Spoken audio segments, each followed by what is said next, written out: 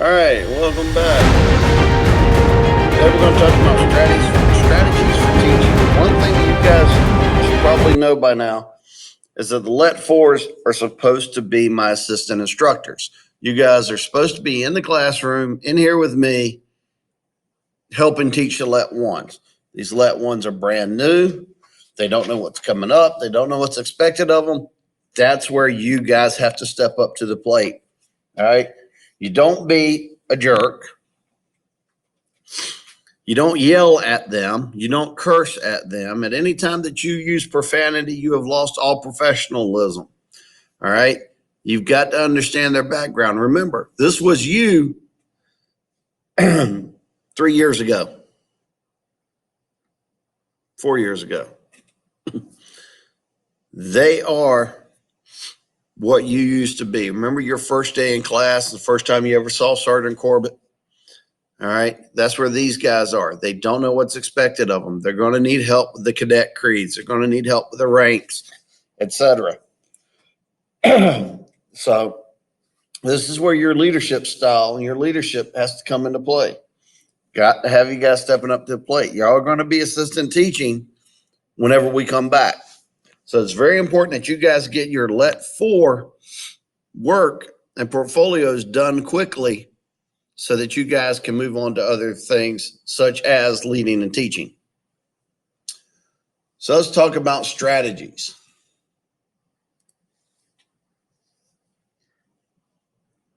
We're going to talk about your essential question. How can you develop an effective lesson plan? And we're going to talk about the phases of learning. The statement most accurately reflects how you feel about lesson plans.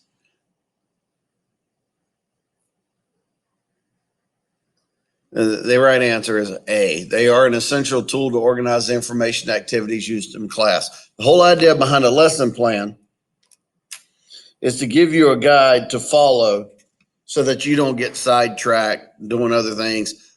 And a good lesson plan should give you a time frame. Sometimes you can take more time doing a practical exercise when you're actually doing hands-on than doing a worksheet or talking or instructing or whatever.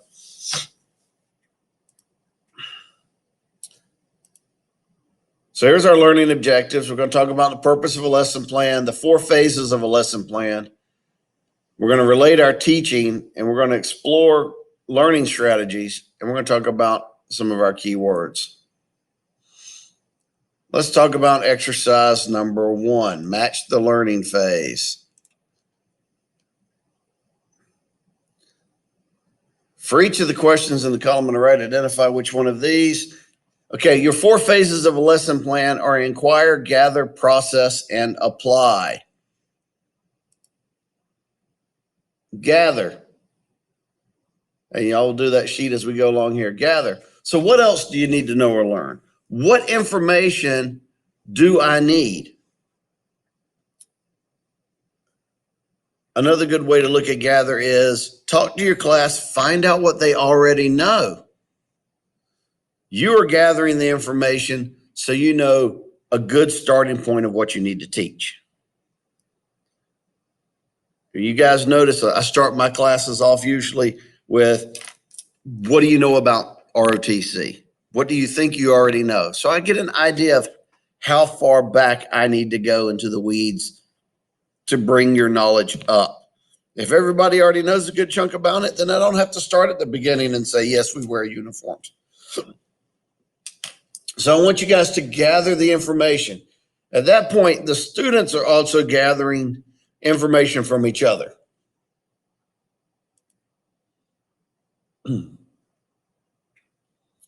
So in the gather phase, you're going to look at your lesson plans.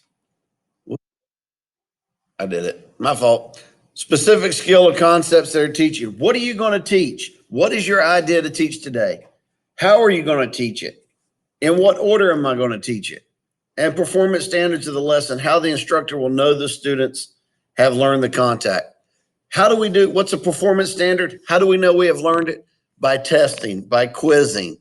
I like to ask general questions and go around the room and try to get a feel of who's gotten it and who hasn't. So I know whether or not I need to go back and re-talk about that particular area.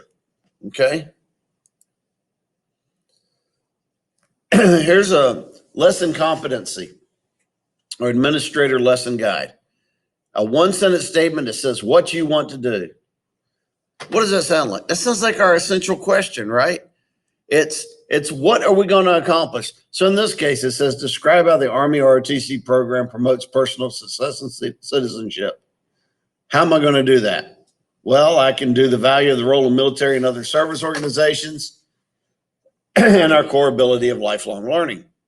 All it has to say is, what is my goal for today's class? What do I want my students or cadets to learn? Go into your text, hit pause on the video, and read the section on the 4-phase lesson plans. And then go back and let's look at exercise 1. And I'm going to go over exercise 1 in just a second. All right, here's what your exercise 1 answer should look like. The learning phases. Inquire, gather, process, and apply. And I apologize if stuff is out of order, but that's just the way they made these slides, and it drives me bonkers. So I want to talk about each of the processes a little bit better than I did a minute ago. The 4 phases are inquire, gather, process, and apply. Inquire. You want to find out what they know. Gather the information up for yourself. Find out how far back you need to go. Gather. That is them gathering the information. You are putting it out. They're picking it up. All right. They're picking up what you're putting down, guys. So this is where you've got to make sure your information is straight. Students are like sponges. They're going to take it and they're going to suck it up into their little brains, and they're going to remember. And you will be surprised at the stuff they remember. You guys remember from the first year, I told you, most people will forget 50% of what they heard in class the second they walk out of class. Same here. So how do you make it so that they remember the key points? There's a couple of ways. You reinforce it. You do it over and over again. You do a practical exercise. Give you an example. We can talk about shooting free throws. You stand at the free throw line, you cup the ball, you arc it, you put it in the basket, and we could talk about it all day long. But a practical exercise is when we get the hands-on. So the hands-on, we would go out to the basketball court and we'll shoot free throws so that they practice it. By doing it physically in their hands, it will lock it into their brains. Just like we do drill. I can sit here and talk about right face and left face. And I can talk about, hey, spin on your right heel and your left toe to do a right face, then bring your foot forward. But until they actually stand up and do it, it won't lock in for all of them. You guys remember, you've seen me a lot of times going out there with people and getting down on the ground and holding their foot down so that they spin on the right foot. And we keep doing it over and over and over again to build that muscle memory. Okay. So we're putting it out to them. That is their gather phase. They are getting the information stored in their brain and in their body so that they can do it properly the next time. Process. That's that process by which they are working it in. Okay. Can they take that, and we call it relevance? Can they take that information we're giving them and make it relevant to their life?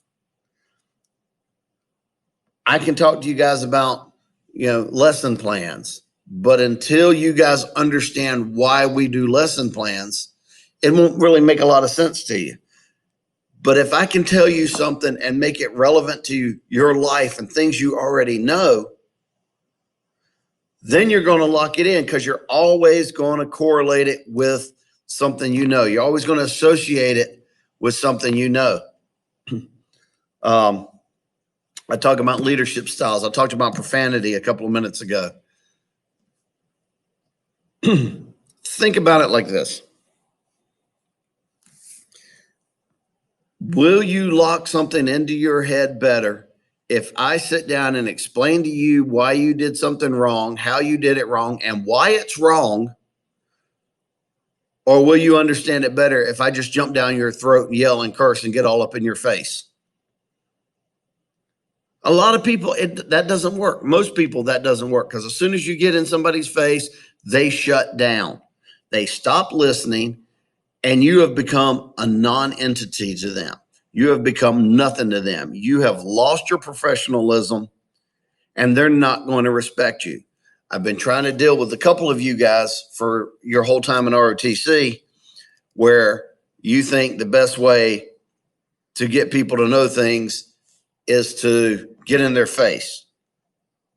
It doesn't work that way, because they've lost all respect for you. Same thing goes with some of you guys. Y'all like to play around. Okay, there's a time for joking, and then there is a time to be that leader. This is the time for you guys to be that leader. The playing around, the dancing, the horseplay, and everything else that you guys do, that's gone.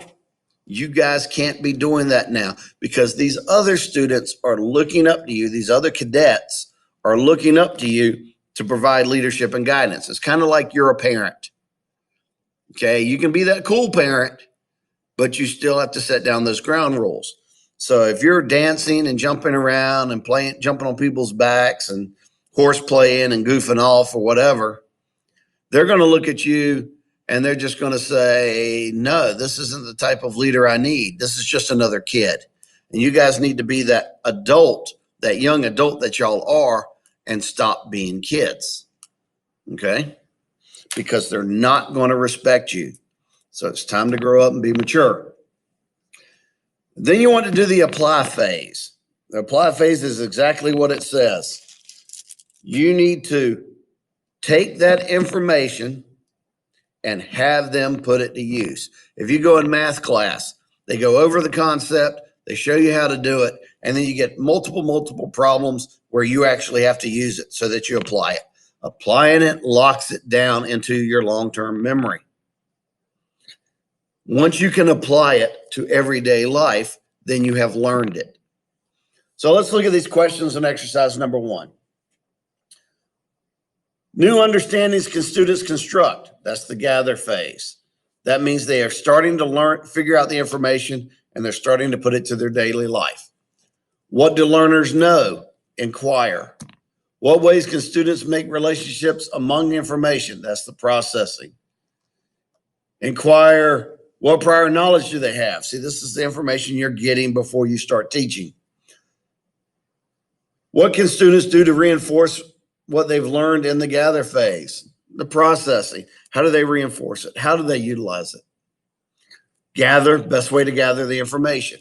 How do we gather the information? You guys remember that first year and back in middle school, we talked about the different types of learners. You have your physical learner, kinesthetic, the ones that have to learn by doing. You have your audio learners, the ones that can hear it and go, oh yeah, I get that. You have the ones that actually have to see it, the vision. Okay. They actually have to see how it's done in order to do it.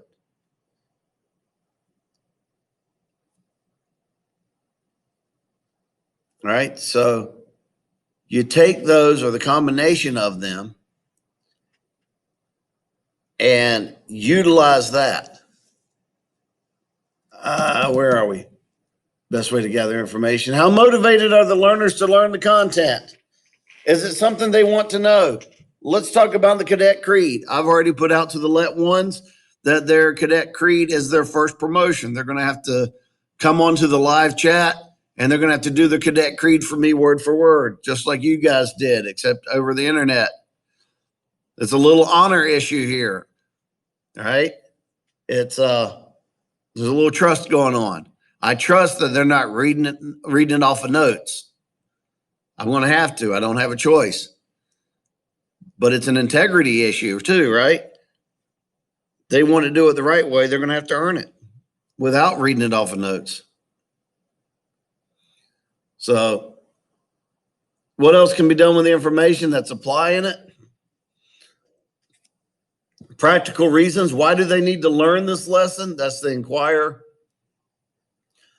How can students practice and improve their ability to apply new knowledge? That's process. What feedback will help the instructor continue teaching the rest of the lesson? That's process. That is us going through and finding out, hey, what did they not grasp? And how can I explain it a little differently? I know I get in my ways. I can explain things one or two ways, but it may not click with some students until one of you guys can explain it to them a little better. How can they practice and improve their ability to apply? That's process. What feedback will help to continue the backup? What is the new and essential information? New concepts and skills. That's gather phase. What else is needed to make the information usable? That's apply. How can students explore concepts through different learning activities? That's process. That's a practical exercise where we actually take them out and show them how to do things and have them do it. What connections or associations can they make? Remember, if we can make them associate it with something that they already know in their life, the better off they are. How can students demonstrate their ability to apply their new knowledge and skills? That's apply. Remember, we want to tell them what we're going to teach. We're going to show them what we want them to learn. We're going to have them associate it with something they know. We're going to have them do it for practice, hands-on, and then they're going to have to show us that they understand what we taught them. What can they do to make sense of the new information? That's the gather phase. Process. What feedback will help students improve their competence? What makes it better? Purpose of the lesson. That's the very first thing we go over. That's inquire. And how can students demonstrate their ability to apply what they've learned in life? How can we make them show us what they know? Okay. That's your 4-phase lesson plan. We just did that. So now we're into the process phase. Process. Now what can you do with this new information you've learned? Go to exercise number 2 and work on revising or creating a lesson plan. You can hit pause on this video. You can do this tomorrow. I'm going to say I thought I already had it pulled up.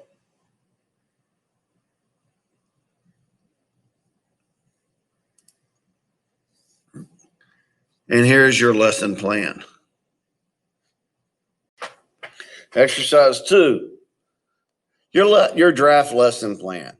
So here's what I want you guys to do. You're going to sit down, take some time, come back to this video, and you're going to start off with your lesson competency statement. What do I want them to learn? Okay, so let's start off with something every one of you guys know. Every one of you should know. We'll do something easy. Saluting. Let's teach them about saluting, how to properly salute. So our lesson competency statement, something along the lines of how do we show proper customs and courtesies to higher ranking officers in the military? Inquire, what do they know? In here, you're going to put things like asking questions. What do they know about saluting? When have they seen saluting done? Sometimes they'll come up with things like, saluting in the British military where their palms facing out instead of down like we do ours. Go into the history of saluting. Why do we salute that way? Saluting was originally done to show that there wasn't a weapon in their hand, and the knights used to lift their visors up so that the other knight could see who they were. Gather. So what do they need to know? What do they need to know about saluting? Well, they need to know it's done with the right hand. They need to know that the palm is facing down and the fingers are extended and joined. Make sure that thumb is tucked up against the other fingers, not hanging down. They need to know how to salute with glasses, how to salute with a beret, how to salute with a soft cap, how far away they salute. 6 paces. If you guys remember that class, this is where I have 2 people come towards each other and I show exactly how far 6 paces is away. You guys can try it at home. Have somebody stand 6 steps away from you. You'll notice that if you're walking towards each other, you don't have time to salute at 6 steps. Remember, a pace is every other step.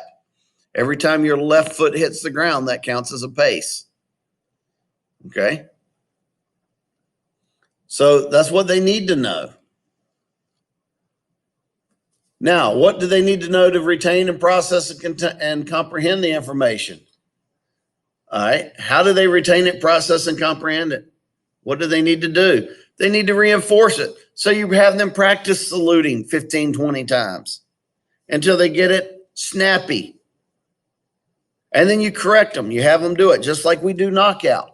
Guys, you didn't realize this yet, but knockout is our process phase for drill. We do it for the let one so that they learn their drill movements.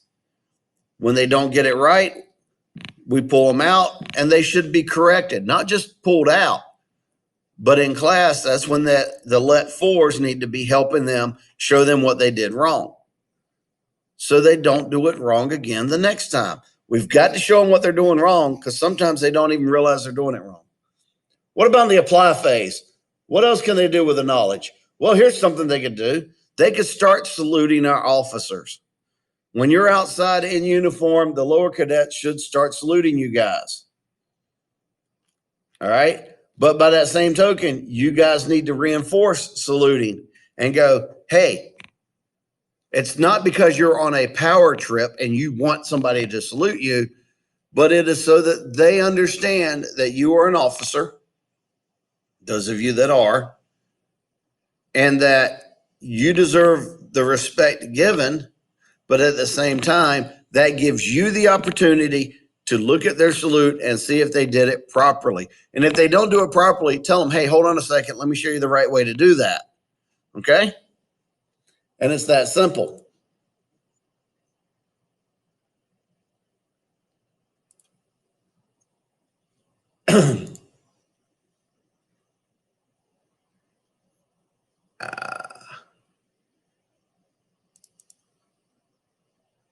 Okay. Sorry, I thought we had a example on there, but we didn't. So let's move on. Reflection. What phase of learning was the most difficult for you to develop, and why do you think lesson plans are limited to one competency? Here's a good question. Why do you think we only teach one thing at a time?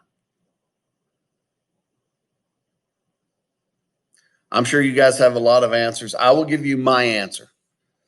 Because it is easier to teach students in small chunks than it is to teach multiple things.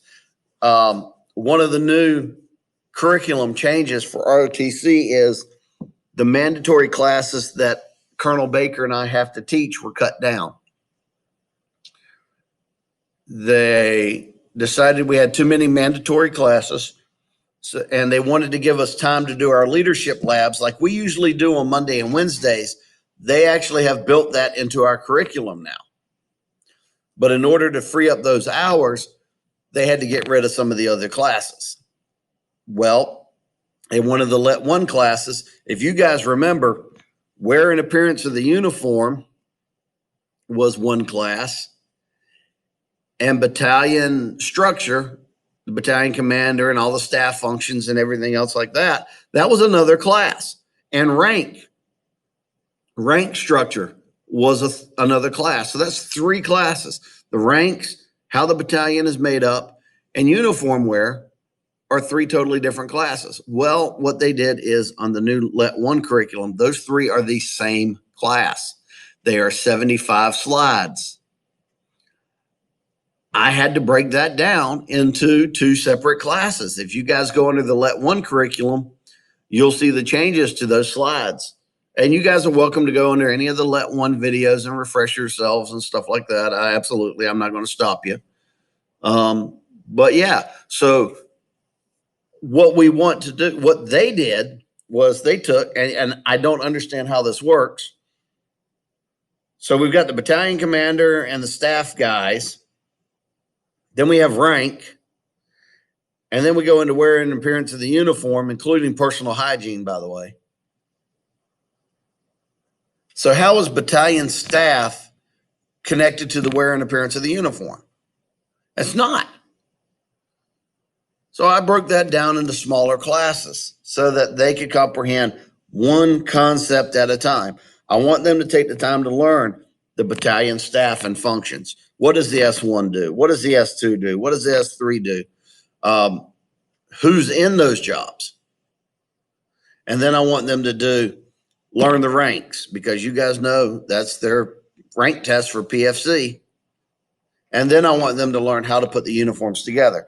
Uniforms are going to be a little different this year for them because I can't issue them uniforms until we all come back to school.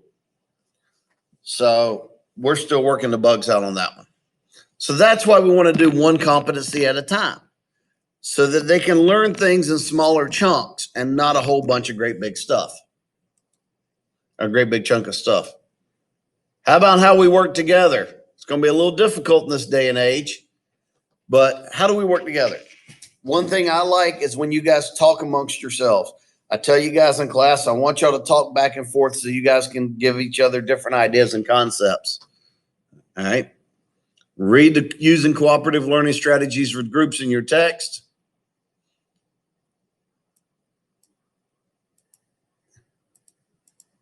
Go through these. How to create a lesson plan. We've already done exercise 2, lesson plan draft. At this point, you guys should have a little better concept. Y'all can go back and make revisions to it. I will tell you that I am constantly, when you guys see me up here at my podium and you see me start scribbling stuff down, I am literally writing notes on my lesson plan, because I have come up with a different way to explain something than they have, or I've got something better, or you guys have brought up a point to me that I want to make in my next class, and I am constantly changing my lesson plans. All right. That is how I do my continuous improvement, by making notes and going, oh, okay, you know what? I need to talk about this next year.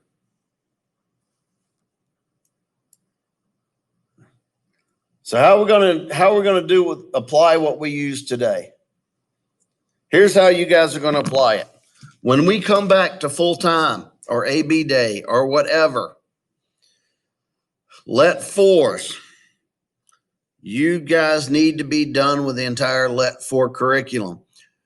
I should not have to make these videos for you guys, but I will. The vast majority of you should be able to sit down with your textbook and your notebook, which is all online now, fill out all the assessments just like you should have been doing for the last 3 years, and you guys get together and get ready to teach. Okay?